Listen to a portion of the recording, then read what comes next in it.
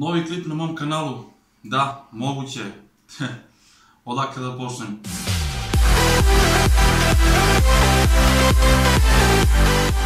Posljednji video na ovom kanalu izbačen je u decembru 2016. godine, dakle pre oko godinu i po dana.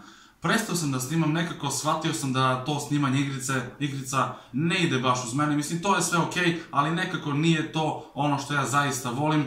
Negdje u tom periodu počeo sam da vežbam i onda sam dakle prestao da snimam, što nije povezano direktno, ali jeste indirektno na neki način.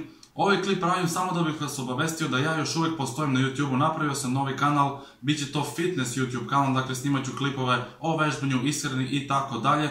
Pa ako neko od vas i dalje želi da nastavi da se druži sa mnom, eto možete da se pretplatite na moj novi kanal, link će biti u opisu ovog klipa. Ja sada znam da većina vas koji ste me pratili i koji gledate ovaj klip nemate pojma o vežbanju, niti vas to imalo zanima, ali ja bih vam preporučio da pokušate to, čisto ono iz zajebancije radite, ne morate čak ni da idete u teretanu, možete da radite kući neke vežbice, verujte mi da ćete se mnogo bolje osjećati i bit ćete mnogo srećniji u životu, jer to nije samo sport, to je način života, taj ko je to rekao, verujte mi, nije lagao ni malo.